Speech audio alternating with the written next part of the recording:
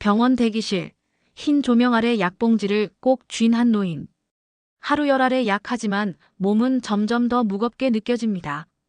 왜 아무리 약을 먹어도 나아지지 않는 걸까? 현대의학은 눈부시게 발전했습니다. 수술, 감염치료, 응급상황 우리가 상상할 수 있는 거의 모든 기술이 가능해졌죠.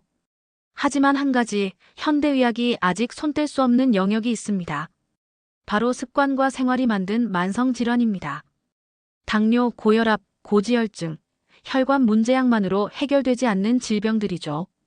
그날 우연히 노인의 눈에 들어온 한 이름. 장 박사. 그 순간 그의 삶을 바꿀 작은 단서가 시작되었습니다. 햇살이 스며든 작은 연구실 그곳에서 박 노인은 처음으로 푸드닥터 장 박사를 만났습니다. 병은 결과일 뿐입니다. 원인은 음식이에요. 장 박사의 목소리는 단호했지만 이상하게 따뜻했습니다. 우리가 매일 먹는 음식 속에는 독소도 있지만 해독 성분도 함께 들어 있습니다. 그가 꺼낸 첫 번째 재료는 미나리였습니다. 초록빛 줄기 하나가 잔잔히 흔들리며 그 속에 숨은 생명력과 항염 성분이 느껴집니다. 이 초록 줄기 하나가 혈관을 뚫습니다. 미나리는 천연 아스피린과 같은 성분을 가지고 있어 혈관 속 염증을 완화하고 혈액을 맑게 해줍니다. 플라보노이드와 비타민 K 혈액 응고를 조절하고 혈관 건강을 지원. 식이섬유와 칼륨 혈압 안정과 체내 염증 완화에 기여. 화면에는 미나리 잎 위로 반짝이는 물방울이 맺히고 그 물방울에 비친 푸른 하늘과 논두렁이 천천히 흐릅니다. 그 순간 박 노인은 깨닫습니다. 진짜 약은 약봉지 속이 아니라 자연 속 음식에 있었다는 것을. 장 박사의 손 위에는 바다의 향과 자연의 힘이 가득했습니다. 초록빛 파래, 부드러운 미역, 은은한 향의 표고버섯이 놓여 있었습니다. 심장은 쉬지 않고 뛰어야 하는 근육입니다. 그의 말이 연구실을 가득 메웠습니다. 하지만 현대인들의 심장은 너무 지쳐 있습니다. 과도한 스트레스, 짠 음식, 불규칙한 생활이 심장을 과로하게 만들죠. 그가 내민 것은 처방전이 아닌 자연의 처방이었습니다. 이 세 가지를 함께 끓이세요. 표고버섯 미역국에 들깨가루 한 스푼. 이 조합이 바로 심혈관 건강을 지키는 음식 처방전입니다. 팔의 풍부한 마그네슘과 미네랄이 혈압 조절과 신경 안정, 혈관 이완을 돕습니다. 미역 알긴산과 요오드, 칼슘, 칼륨 등 천연 미네랄이 혈액 속 염증과 산화 스트레스를 완화합니다. 표고버섯 베타글루칸과 항산화 물질이 면역 조절과 세포 손상 억제에 기여합니다. 따뜻한 국물에서 올라오는 향기 속에 생명이 숨쉬고 있습니다. 약이 아니라 음식이 가진 치유의 힘이 심장과 혈관을 부드럽게 회복시키는 순간, 그제야 박 노인의 마음에도 작은 희망의 불씨가 피어올랐습니다. 조용한 거실, 불 꺼진 방 안에서 박 노인은 또다시 잠을 이루지 못했습니다.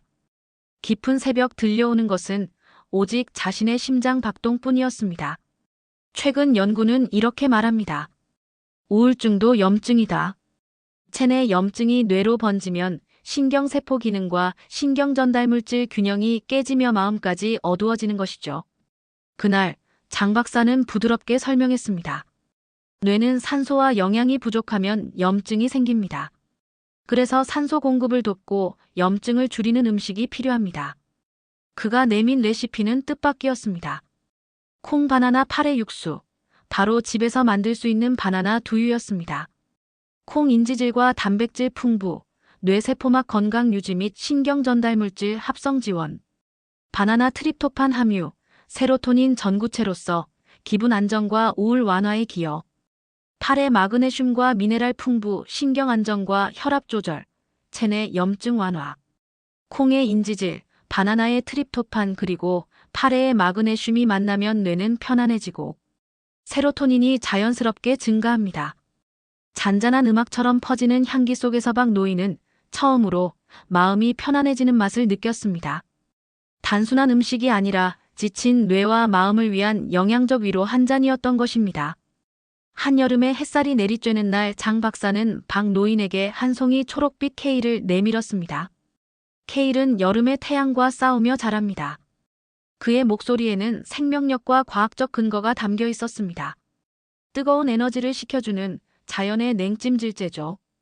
케일 속 플라보노이드, 베타카로틴, 비타민 C와 K는 체내 염증 반응을 완화하고 산화 스트레스로부터 세포를 보호합니다.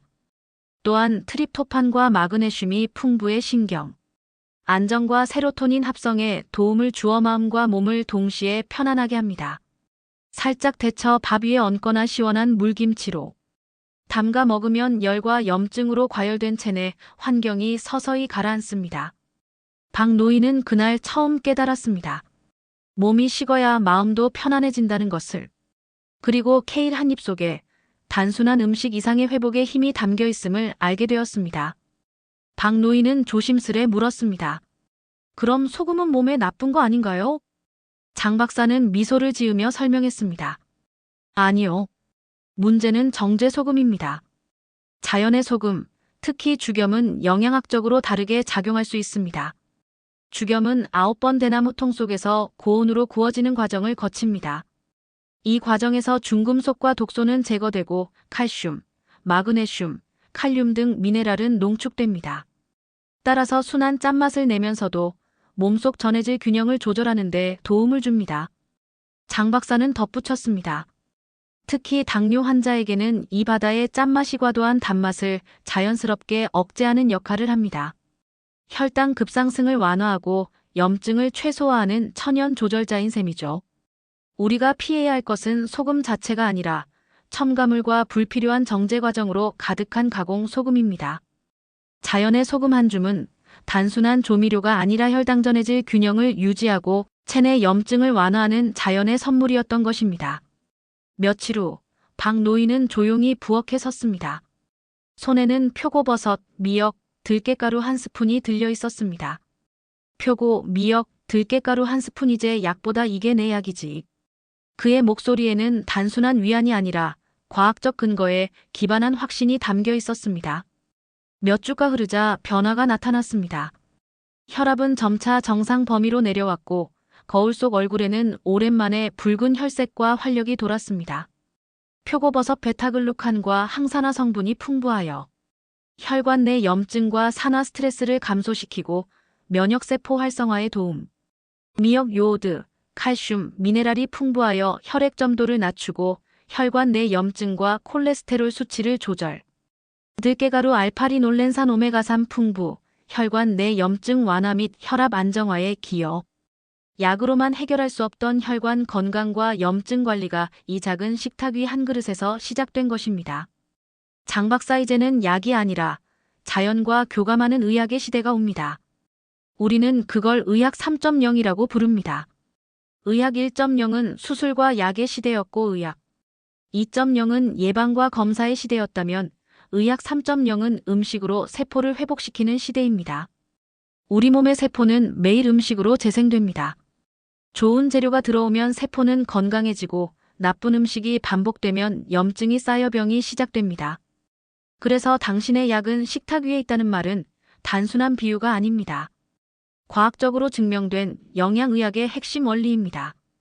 병원은 질병을 멈추는 방법은 알려주지만 건강을 회복시키는 방법은 알려주지 않습니다. 하지만 몸은 알고 있습니다. 세포는 언제나 회복하려는 본능을 갖고 있습니다. 미역 속 요오드와 칼슘은 혈관의 노폐물을 줄이고 표고버섯의 베타글루칸은 면역세포를 활성화하며 들깨의 오메가3 지방산은 혈관 염증을 완화합니다. 오늘 저녁 미역국 한 그릇에 들깨 한 스푼을 넣어보세요. 그건 단순한 음식이 아니라 혈관을 청소하고 세포를 회복시키는 첫 번째 처방입니다. 오늘 우리가 배운 건강 비밀 정리해볼까요? 미나리는 천연 아스피린처럼 혈관 속 염증을 완화하고 미역과 표고버섯, 들깨가루 한 스푼은 혈관 청소와 심혈관 건강에 도움을 줍니다. 바나나와 콩, 파래 육수가 만나면 뇌 염증이 줄고 세로토닌이 늘어나 마음까지 편안해집니다. 여름철 케일은 몸속 열과 염증을 내려주는 자연의 냉찜질제 역할을 하고 죽염은 당뇨 환자에게 안전한 소금으로 단맛을 조절해줍니다. 오늘 한 그릇의 자연 식재료가 내일의 건강을 바꾸는 시작입니다. 약보다 강력한 치료제, 그것은 바로 우리의 식탁 위에 있습니다.